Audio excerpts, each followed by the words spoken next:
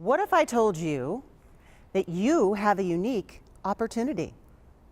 An opportunity for yourself, an opportunity for your organization, and an opportunity for your industry, because your industry needs you.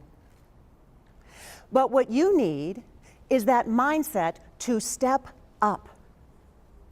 When you have that attitude, you have that mindset that you are willing to step up, you are willing to think differently in order to achieve different outcomes. You are in your sweet spot. You have clarity of direction. You are willing to say yes more often to the right opportunities for the right reasons. You are willing to say no more often to the opportunities that don't fit, that aren't right for you. But there are obstacles to this happening. And the big obstacle is ourselves.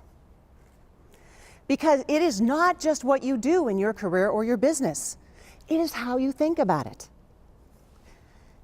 And one of the biggest ways that we sabotage ourselves in our career and in this capacity to step up is with our limiting beliefs.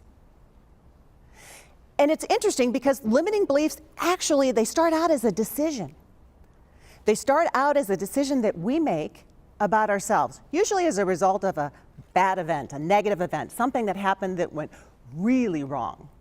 And we say, oh no, that is not for me. I am never going to do that again. So say, for instance, you have a job interview and you're excited about this job. You're just, it's what you want, okay? And as you get into the interview, you get really nervous. Nothing's coming out right. You're sounding like an idiot to yourself in your own head. Can't answer the questions, even though you know the answers to the questions, right? And as it turns out, you don't get the job. You are so disappointed, you just want to go home and pull the covers over your head. You are crushed. But isn't it interesting that throughout your career, you kind of always struggled with interviewing? But not really. Because at that point, when you were 15, interviewing for the movie theater, and you were crushed because you didn't get the job, you made a decision that you were bad at interviewing, that you couldn't interview, that you weren't good at it. So fast forward in your career, and it is the job. It is the one that is going to catapult your career, and you're prepping. You are psyched. You are going to nail this. And you wake up that morning, you start feeling a little nervous. You start doing that what-if-ing. Oh, what if I sound like an idiot? What if I can't answer the questions, even though you know the answers to the questions? And then sure enough, you get in that interview, nothing comes out right, it doesn't go at all well, and you leave feeling defeated. You just want to go home and pull those covers over your head once again. That decision that you made when you were 15 stayed with you and got reinforced until it became a belief, but one that runs in the background.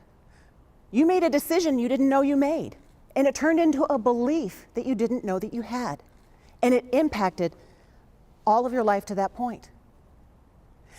Limiting beliefs are the lies that we tell ourselves. They're an obstacle of our own making. Limiting beliefs, if you want to get out from under that sabotaging thinking, then you need to be willing to do three things.